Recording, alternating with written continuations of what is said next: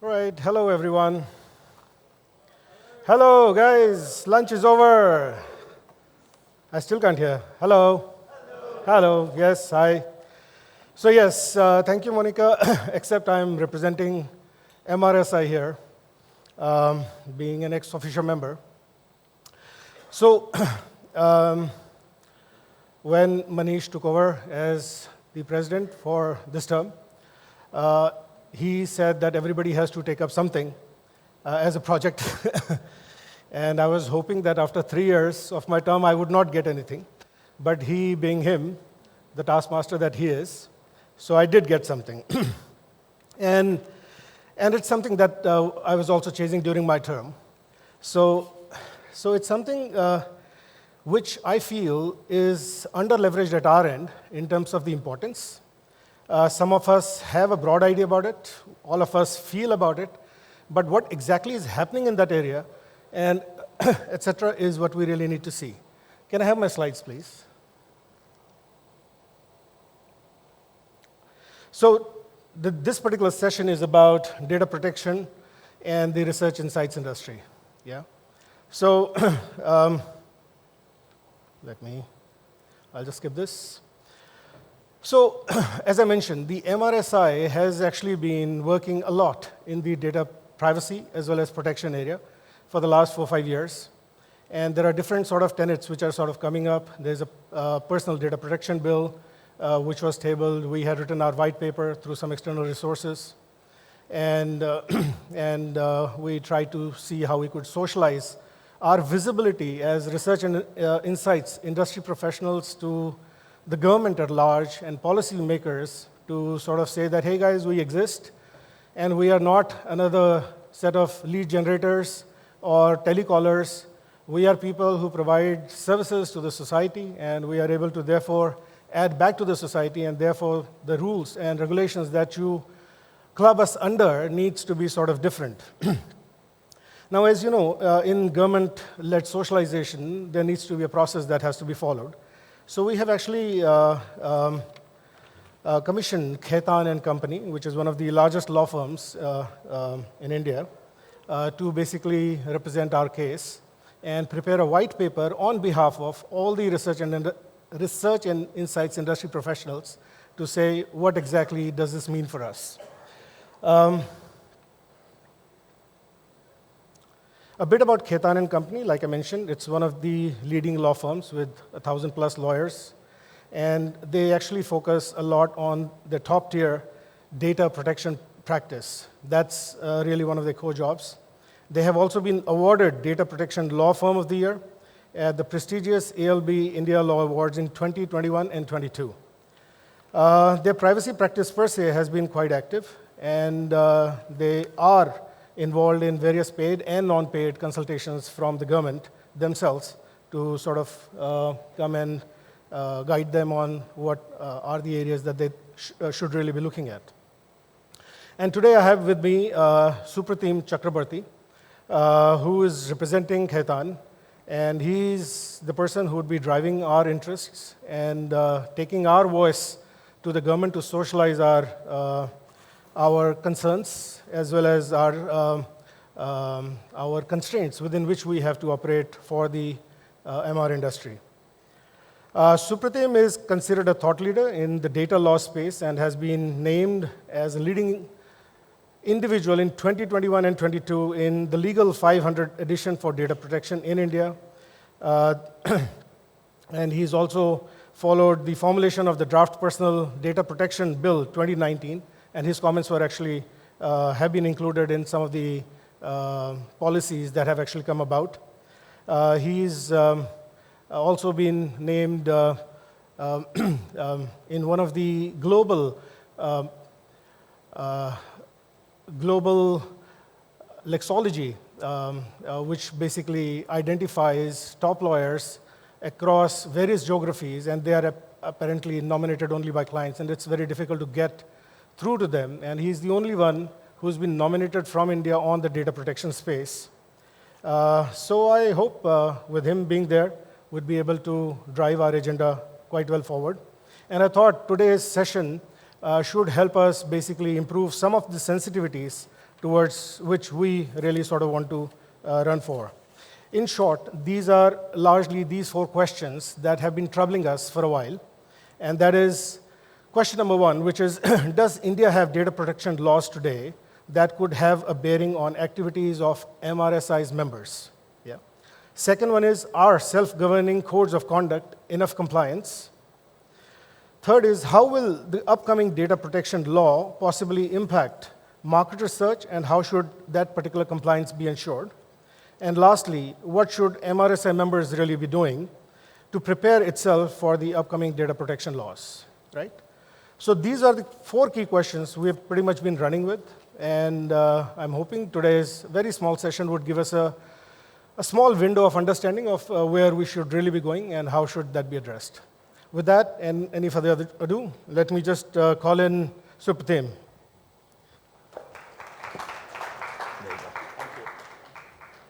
Thank you so much. Am I audible? Right. Right. Is this fine? Yeah, thank you. So quite a bit of an elaborate introduction, but truly speaking, why did I take up the cause for MRSI was when I had number of discussions with the team, Sandeep, Mithali, everyone, we realized that probably there is lack of representation of this industry to the lawmakers, to the government, and they think that we are kind of telecallers. Okay, it's equivalent. There is no distinction in their mind. We're doing a very different job, is not clear in that space. So what we consciously are trying to do is socialize what we are trying to do, what is the special space that we are asking for in the law. Okay? Now, this can come out as a specific exception, as MR industry being an exception to data laws, or it can be our asks, which are the core asks that we have, being kept outside. I don't know how many of you read the paper yesterday. There's a leak that there's a new data protection bill which is in the making, and the quantum of penalty could be up to 200 crores. So we have to be careful in whatever we are doing with data. But the good part is, I think some of it could be because of our little efforts that we have started making, is that non-personal data will now probably be outside the purview of the data protection bill. I have been working in this space from July, August 2017 on the previous bill, and one thing I've been consciously telling the government is that personal data protection bill has been in the making from July, August 2017. Right at the end, you cannot suddenly put non-personal data into it, retrofit, and think that that will be working. There are no precedents globally. Okay? Thankfully, this is one, I would say, small win, which we should start on a very happy note with. We understand that the new law, which is supposed to be called the Digital Data Protection Law, that will not have non-personal data. So it will be only personal data protection, which I think is a large part of your problem solved. Okay? But there are other things which we have to be careful about, and that is what we are going to talk about today. Okay? When you look at any organization, any entity, at any given point in time, they will have these 3 kinds of data or information. And I'm not saying it's always customer-facing. It is forward-looking and backward-looking. It could be your employees, your consultants. It could also be your customers whose data you are having. So if you see, there is this bubble confidential data, which could be anything. It may or may not have personal data. It could be your know-how, your organization's business secrets, etc. How do you protect it? You will have security measures. You will have contractual means to insulate by saying that data should be used in XYZ manner. Apart from that, you have personal data. Now, when you are handling personal data, and that is a data that can be correlated to a natural person. Remember this thumb rule that laws across the globe, there's GDPR, there are several other laws every jurisdiction has. The moment you are completely able to snap the link with the natural person, okay, largely these laws are out. So thankfully, this is an area from a purely data privacy protection law perspective.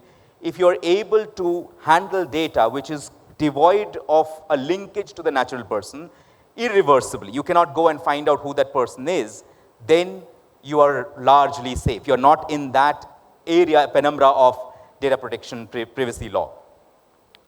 So when you're handling personal data in India, what should you be doing? Remember the thumb rule, consent is king.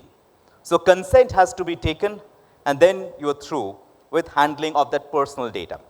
Next comes sensitive personal data, okay, which is a higher threshold, higher degree of information which we are very sensitive about, our health-related information, medical, financial information, etc. Now, I have been attending and conducting a number of sessions, and people say, listen, what is sensitive to me may not be sensitive to another person. So it becomes difficult, okay? Unfortunately, the law cannot run in that fashion, so therefore we have a set of personal information which is called sensitive personal data or information. So if you are handling sensitive personal data or information, what we should be doing, remember there are two pillars. One is consent. Consent has to be taken as per today's law in India. The second thing is, even after I have taken that consent, I have to protect that information in a particular manner, okay? The good news probably is, and I don't know whether it's a good news, but the upcoming law apparently is trying to do away with this distinction. And not readily it will say that, okay, this is sensitive data, okay? It will be protection of personal data. There was another element in the previous bill, if you remember, people were sort of talking a lot about, which is critical personal data. Thankfully, that's completely out of the window. They're only looking at personal data. Probably in future, there'll be some crystallization or talking about what is sensitive personal data. So moving on, what do we have as a law in India? So in your space, I think data is bread and butter. When you are handling data, what all are the laws that you're looking at?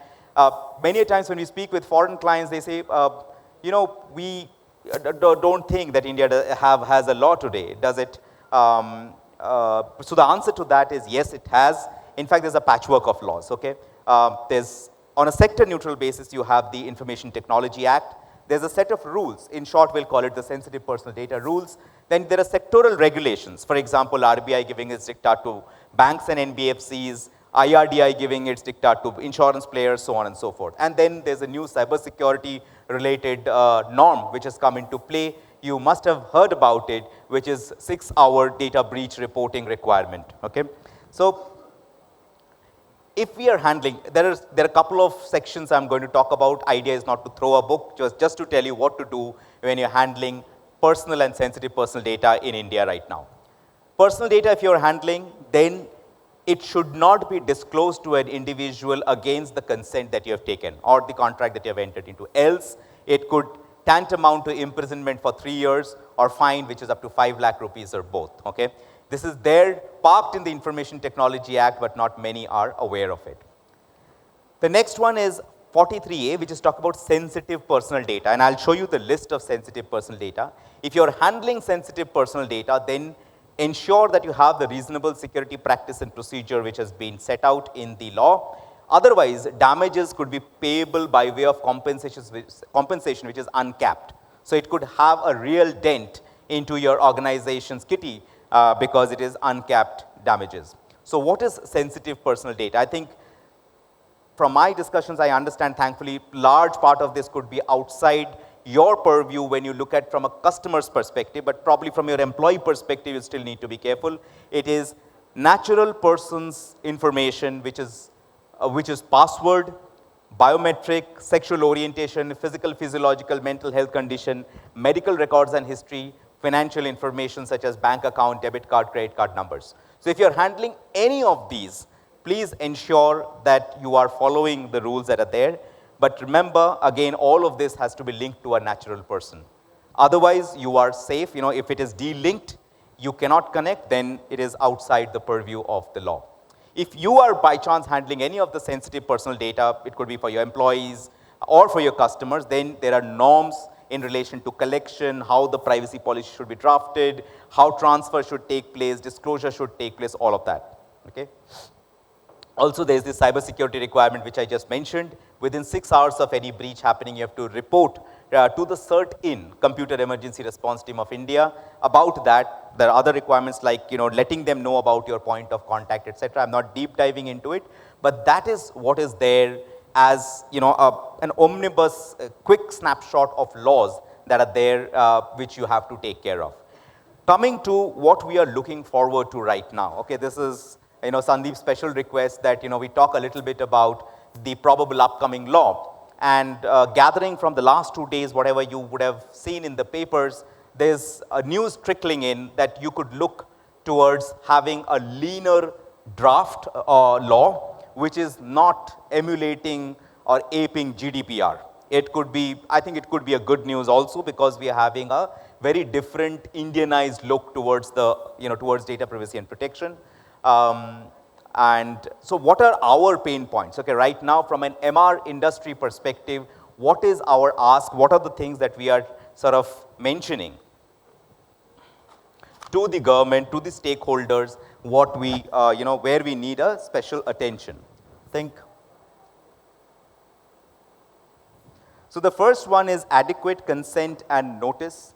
So results of several research activities may be prejudiced by prior intimation and collection consent, and significant data sets are collected from publicly available information where determination of data subject for collection of consent may be difficult. So this is an area which we need to address. Second is anonymized data. There's a bit of grayness today whether anonymized data is completely outside the purview of the law. We want that to be clarified so that it is helpful for the industry.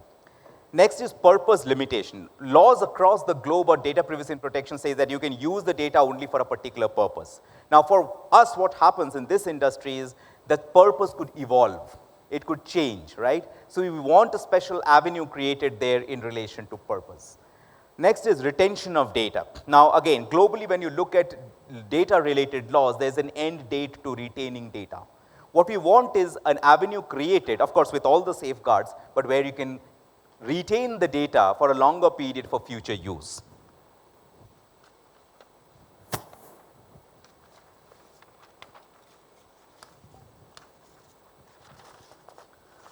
This will be my last slide, and the other asks that we have is in relation to transfer of data. I think this also we hear that government has started looking into, and in relation to transfer of data, that there is a lot being talked about in terms of data localization and housing of the data within the country. For the MR industry also, this could be quite denting if you are required to house the data within the country, or some sets of it. So what we hear is the upcoming law would probably look at it differently. They could have safe harbor jurisdictions called out where you can freely send and receive data from. The next is data subject rights. There are data subject rights in several jurisdictions. Even GDPR calls it out, like, right to correction, right of withdrawal of consent, erasure, etc. What happens in the MR industry is you are using the data for a very different purpose in a different manner. So to give this kind of right to data subject would be very difficult. So the ask would be to look at it through a different lens when you are handling personal data, even if it is a small subset.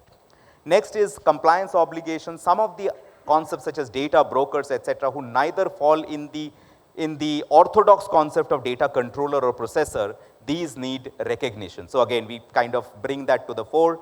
And finally, specific insulation for the MR industry. So with that, I've tried to encapsulate it as much as possible. Very happy to take questions. I'm sure you will have many. Sandeep, if you mind coming up. Can you just, is this working? I don't know. Hello. Yep. All right. Thanks, Supratim. So as I mentioned, so Supratim and Khaitan and Company is a resource that's available with MRSI. If you guys have any questions whatsoever, even beyond this, you can reach out to MRSI, to Mithali, and she would help us get those queries answered with Khaitan. But in the meanwhile, Supratim, thanks for that very quick sort of a snapshot of a very detailed subject. I do have a few questions from the audience. Guys, if you have any more, please feel free to just put it in the app through the barcode. The first one I have is around the cybersecurity thing that you mentioned. I've got actually a few questions on that particular part, which says, what is the 6-hour window, and why is this breach like so critical? And it's a very important one. When the government is actually taking time to come out with the data law, during COVID times, there was a spike in ransomware attack, etc. So somewhere the CERT also got pulled up for inaction or not doing enough. Okay. So therefore, what they came up with is an advisory at that point in time, and later on it has been now properly codified, and it's a hard requirement. So there is a long list of cybersecurity events. Whenever it occurs, within 6 hours of either observing that or being notified of that. So suppose it's your service provider who has told you, listen, I had a cyber breach, and probably your data could be involved in this. So it is also your responsibility at that time, within 6 hours, to reach out to the CERT-in, and they have a particular form, to provide that information. You may or may not use that form, but you have to communicate it to CERT-in. But again, please do not get scared with it. What our practical experience has been, even if it is the 7th or the 8th hour, skies don't fall, but you'll have to demonstrate compliance. You cannot do nothing, sit down and say that, okay, it is okay not to report. Right. Right. I think it is really something that all of us need to sort of keep in mind, Yes. that compliance in these areas is super critical, and the fact that whenever we submit a particular complaint or non-compliance, it's also a data point to the larger scheme of things. For all you might know, that data point may actually be a thread to some other story which is linking up. So which is... Another smart thing I'll tell you, when you are having at least a vendor, a service provider who is using data, and there is a possibility that they might have to report it to CERT-in, ensure in your contractual terms you mention that if there is any breach, you would be intimated simultaneously with their CERT reporting, and they will share a copy with you. So what happens is you also have an obligation to report within 6 hours, right, of you being notified. So you simply forward that to certain email ID saying that I have ticked the box, this is what has been informed, I have not reported something differently, whatever has been informed to me, I have forwarded it to you. Great. So I think you clarified this point, but nevertheless, I think for the sake of a repeat, because it deserves a repeat, that while all of whatever we've been speaking about is largely about personal data protection in India, what you also mentioned was that in case the data is anonymized, then this rule does not apply. Is that correct? That's right. So again, I think it's a boon for the industry, and we should harp on this further so that there is absolute clarification from the government in the legislations, is that when I am snapping the tie with a connection with the natural person, then it goes off from the purview of data privacy. Okay? Right. Largely, global laws follow this norm. We do not call it out, unfortunately, in today's law and the Information Technology Act and rules, but when you read it, you understand that that is the linkage which should be there, and I think largely judicial bodies also understand that. Right. So connecting to that, you also mentioned that something around personal data protection and non-personal data protection. How do you define these two? And why is non-personal data protection so a bigger threat to the MR industry than personal data protection? Right. So again, if you look at it, so the privacy as a concept, when we see, and I was just explaining outside to the gentleman on the concept of data privacy and protection, because many people are confused with the concept. So the simplest example that you can use is if there is a glass door or a glass window and you can look into the room, that is breach of your privacy. But if someone can break that glass door or window and come inside your room, that's a breach of your protection. So from a non-personal data perspective, the protection element becomes more important. Okay, so what we have to, and the government is also very focused on the cyber side of it, and that it does not matter whether it is personal, non-personal, etc. It is applicable to all kind of information, and therefore we should be careful about it and protecting it adequately. Right, so I'd probably want to add one more sentence in the domain parlance of our own things. So guys, personal data protection is largely to do with PII protection. And in case you have anonymized the data, then the PII does not apply, like how we said. So PII is personal identifiable information. That's basically taken out of the system. So personal data protection part, to some extent, we are still insulated against. Government of India was trying to bring in another aspect, which is non-personal data protection. A non-personal data protection is the protection of aggregated data that we have really collected, and which is exactly what the MR and insights industry sits on. So the government's point of view on that was around, please feel free to interject wherever you feel. Government's point of view on that particular part was that anything that belongs in that entire regime of aggregated data also needs to be sort of controlled in terms of ownership, in terms of what you can do with it, can't do with it, etc. In that particular case, we would have actually come under the same bucket as a bank or as a telecom company, which is processing the data of their own customers or etc., which is very different. Right. So I think this is a very good point you made, and that thought process is still there. Okay. Yeah. Right now, I think there's one step at a time which is being taken. So whilst we are prepared the personal data protection law, there's a non-personal data related framework which is in the making. Okay. So there we have to fight a different battle altogether, and that's the concept. Somehow there was a thought process that because it is non-personal, it can be taken up, it can be distributed amongst startups, and they can utilize it, etc., etc. So of course, I had a number of discussions, with the relevant stakeholders, and we explained that just because it is non-personal, it is not free. Okay, entities put a lot of time, effort, money in order to ensure that this is put to good use. So yes, but that's, I think, thankfully a little latter battle, but we have to fight that. Yep. So all of us need to be sensitized to that. Few questions while we still have some time. So could you talk about the type of data, visual media as against text or audio? Does the sensitivity vary? Online fieldwork often involves us sharing video interview recordings with our clients, etc. So do you think that can come under this purview? In the eyes of law today, there is no specific distinction on this count alone. The law looks at it as a connectivity to the natural person, if you can identify the natural person. Now, it's a video, definitely that goes up many-fold, okay? There have been questions asked to us, you could have say a survey at a mall where there is a video running and someone is being asked questions or etc. So your requirement of notice and consent still remains. Okay, so the degree does not really vary today, but considering that there are newer laws which are coming in the digital front, like we were mentioning, there's a Digital India Act which is in the making, which will replace your Information Technology Act altogether, for which also we are working. Now, these are laws which will start taking care of these newer avenues, which AV could have a different pedestal than a normal interview. Right. So yeah, I think while there are just 3 minutes left, let me ask you one question while I have a number of questions, and thanks for the response, people. But I think this would kind of sum up what we're doing here. So the question is, what is the privileged position that we are trying to secure for this industry?